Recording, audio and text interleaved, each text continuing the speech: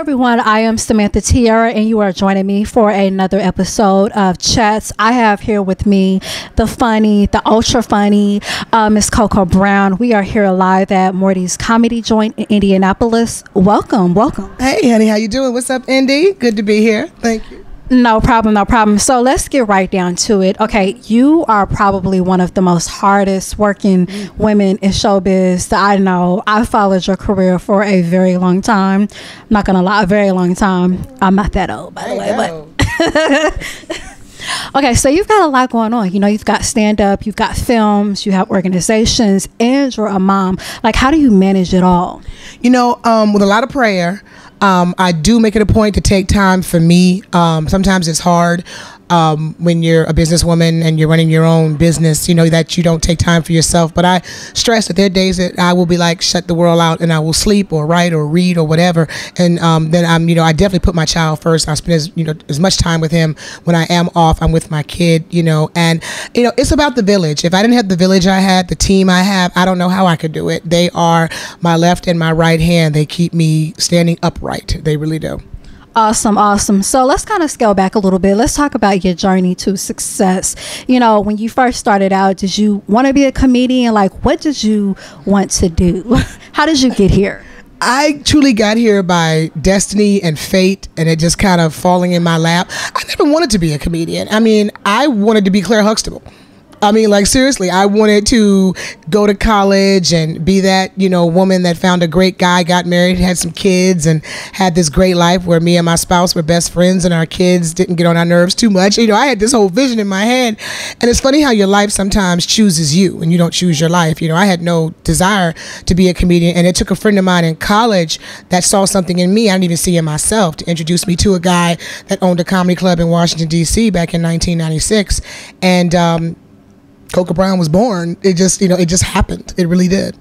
Awesome. That is an amazing story. So with all of the opportunities that, you have, again, what prepared you for all these opportunities? I know there's not really like a training that you can go through, for being a comedian, but it's all about life experiences and maybe having the right mentors or kind of modeling your career off of other comedians. Like, how do you do it? I was fortunate that very early on in my career, I was given the opportunity to work with one of the greatest comedians in the game, Darcel, the Fat Dr. Blejman, who not only mentored me and taught me the business of comedy, but he also worked with the greats like Martin Lawrence, Dave Chappelle, Tommy Davidson, Darnell Rollins. I mean, he is a staple in the Washington, D.C. area. And if you're a comedian worth your salt, at some point you're sitting on his floor with your notebook and taking notes. So he taught me a lot about the business, about how to structure a joke, how to position myself, and he told me to take my time finding my voice. I think a lot of times comics are so quick to want to get to the destination and they don't recognize the journey you have to go through, because it takes years for you to find your voice and who you are on stage that sets you apart from everybody else. And you've made it when everybody starts emulating you.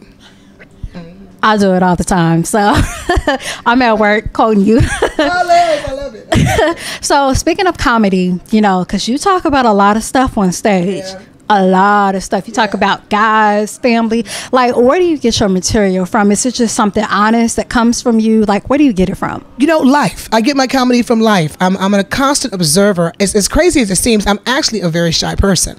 I kind of, never was one to be the center of attention. But those that were closest to me knew that I was kind of like a sniper when it came to my comedy or my comments, that I would say things and they'd be like, oh, girl, you crazy or whatever. And I wasn't one that would, really initiate myself into a situation. I was a constant observer of people, of life, of situations, and I think that prepared me for being a comedian long before I ever thought I would be one. Wow. Now, speaking of comedy, do you have a specific favorite topic that you like to talk about mostly on stage besides men? I love the battle of the sexes, where, they always say, women are from Venus, men are from Mars, and they're absolutely right. We're very different. But when you begin to understand the opposite sex, things become much clearer to you. So I talk about that a lot on stage, where I help women understand men and men understand women. Yes, and I'm here to tell you, ladies, there's still good brothers out there. There's still good brothers out there. But I'm going to tell you something, ladies. You got to find a man that loves you for you. Nice. Now, kind of going a little bit back, you talked about who kind of inspired you to kind of get into comedy. What are some other comedians that you sort of kind of look to for inspiration as well? When I became a comedian and Fat Doctor asked me who that I admire, I was a huge fan of like Gilda Radner and Lily Tomlin. It was something about women who were fearless in the sense they could be these characters and be something that they, that was so opposite of who they truly were, and then of course when the Def Jam era came around, I was a huge fan of the Simply Marvelous, the Adele Givens, the Cheryl Underwoods, the Samores, watching them as women, as in strong black women who were able to take the mic and, be just as powerful as the guys. But I also, had a lot of guys. I always say I was raised by wolves in this business, because I had a lot of male comedians that saw something in me that took me under their wing, and they said, you're not just going to be another comedian, you're going to be a comedian. And they made me go toe to toe with the guys. They made me follow some of the heavyweights in the business, and they made me lose that fear of whoever I was on stage with. So I think a lot of them, and that includes, comedians like Talent, JB Smoove, Mike Epps, Kool Bubba Ice, Rob Stapleton, these guys, Teddy Carpenter, they forced me not to have a fear of working with anybody and being very comfortable in my own skin. Nice. Now, as a female comedian, and you kind of mentioned some other female comedians, from your perspective, how is it to be a female comedian in this industry? Do you ever feel like, like how do you feel about that? It's lonely. It's very lonely. We don't have the benefits like male comics. A male comic can go on the road and have a different girlfriend in every city, and it's all good. We do that, and we call something else. And and I wasn't raised like that. But at the same token, it's like no. But it's very lonely in a sense that men are already somewhat intimidated by strong women that have a voice, and then you give us a microphone too, so it almost makes it very difficult to have successful relationships in this business. And as a female in this business, you almost have to say, do I want to give that up? Because just trying to find a man that's secure enough in understanding that the comedian on stage belongs to the world and the woman that comes home to him belongs to him, and getting him to understand that difference is sometimes a little difficult. And then, the business itself, I say it's more sexist than racist, because a lot of times the women that eventually break the glass ceiling in this business, they're attacked at some point as if, how dare you be here? It's still a boys' club. And so when you get in there, you have to have some pretty thick skin and to be able to keep your femininity in the process. Wow. Okay, so let's switch gears a little bit. So film and television, comedy, stand-up. Do you have a preference of which one you like to do over one? I can't lie. Stand-up is my therapy. When I'm going through something, to be able to get on the microphone, and sometimes I'm not even concerned about being funny. I'm more concerned with being real and getting it off my chest, and it just happens to be funny. I feel like that's part of the gift that God gave me, But it's something about being on that set and hearing action and cut and being able to take a character that's so unlike yourself and become it and be it during that brief time when you're filming. It's something very special. It's magical about that. So, yeah. Now, speaking of, television, you've worked with Tyler Perry before. Tell us a little bit about that experience. Did he give you any words of wisdom, advice, or anything like that? How was that experience? It's been a great ride. We're ending 6 seasons. Where actually our series finale is this weekend, and it's been a great ride. I've learned a lot. If anything, Tyler Perry has taught me is how to multitask and never let them see you sweat doing it. And also, too, he said something to me very early on when we first started working together on For Better or Worse, that he trusted my funny. And to have a man of that caliber, say that to you, it kind of solidified my place in this game, that this man is Medea. This man writes some very funny stuff, and he's known for being very humorous. And for him to tell me very early on of us filming that he trusted my funny, and if I felt it was funny or do it, that kind of like knighted me. Awesome. Now, talking about, film and TV, who are some other actors that you hope to work with in the future? Viola Davis. I worship her. Like, seriously, I think if I ever met her, I would pass out. Like, seriously, I love Viola Davis. I'm a huge fan of, Octavia Spencer. I love the evolution of her career, and of course, I would love to work with Queen Latifah one day. Would definitely love to work with, Mike Epps. I worked with him as a stand-up, but I think he is such an untapped jewel in terms of he's a great actor. He has so many layers, and people just don't know it's so much more to him. Shout out Mike Indianapolis. And I just finished touring with him, so thank you, Mike. But it's so many people. I mean, who wouldn't want to work with Denzel? Director-wise, I would love to work, with John Singleton or, Anthony Fuqua. It's so many people. I just want to work, and I want to be able to be the best that I can be when they say action. That's what I want to do. I like that. What advice would you give to any up-and-coming performers or stand-up comedians or comedians as well? Understand this game is ever changing, ever evolving. Don't get so locked into doing things one way because it's constantly changing. I've been doing this almost 21 years and I've seen stand-up go in so many different directions. I mean, right now we're in the social media phase where all it takes is a 15-second clip on YouTube and you could be famous. And that's been a hard pill to swallow for a lot of veterans who actually have taken the art of stand-up as a serious business. And now it's kind of been like, well, just do a video and see how many, can you get 1 million followers?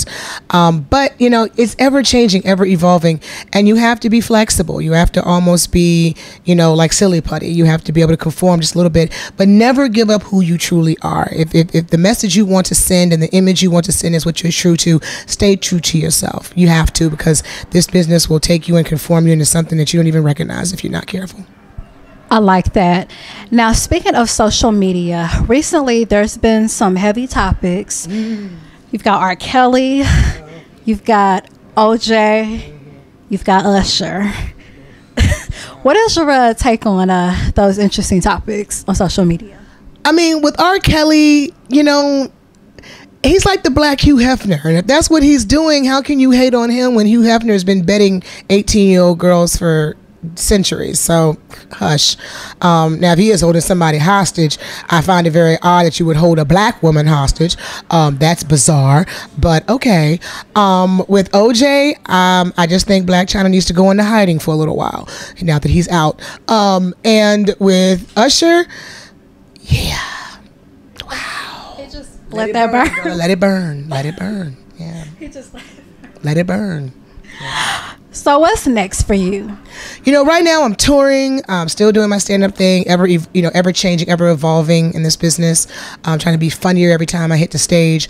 I'm working on 2 series of my own that I'm producing, a documentary called When We Were Queens that showcases the de-evolution of black women, how we've gone from, queens to hoes. Oh, can I say that on this? I'm sorry.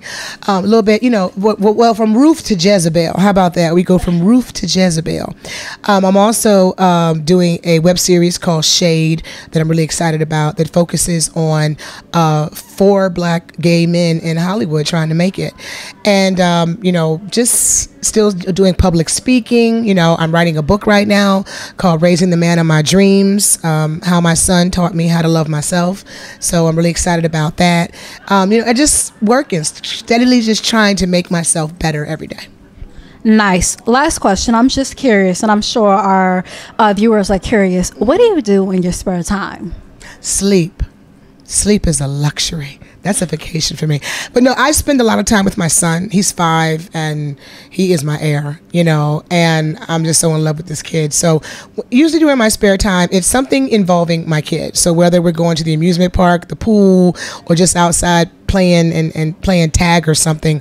In my spare time, when I'm not writing or working on my business, it's all about my son. I like that. And last thing, I want you to touch a little bit bases on Wigs of Love and Coco's Closet. Let's talk a little bit about that. Yeah. Wigs of Love is very near and dear to me. It's a nonprofit that I formed after I lost my girlfriend Vanessa to breast cancer, and she had an organization called Pink Strides that that raised money for women that were battling cancer and lupus. And I was inspired by her. And when she passed, I was actually cleaning out my closet one day, and I realized I had all these wigs, and I said, how many women would probably love these wigs that I've paid a lot of money for that have lost their hair due to chemo and radiation. So she inspired me starting Wigs of Love, and I reached out to some of my celebrity hairstylist friends like Elgin Charles and Kim Kimball, and they've all been extremely supportive and donated very nice wigs that we give to women. We gift them to women who've lost their hair due to chemo and radiation. We also do Thanksgiving, Easter, and Christmas dinners and Mother's Day dinners and events for women that are families battling cancer and lupus.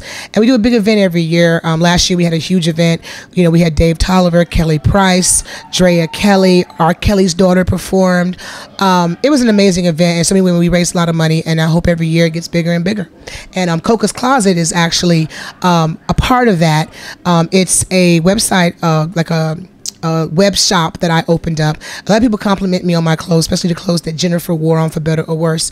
And I've been able to access all that clothing, and I sell it at a consignment price, and all proceeds go to Wigs of Love. Nice. See, I love you even more. That is just amazing. Well, how can you not love her even more? How can you not? Where can people follow you and stay up to date with you with things you have going on? They can go to my website. It's CocaBrown4life.com. That's COCOA Brown 4life.com.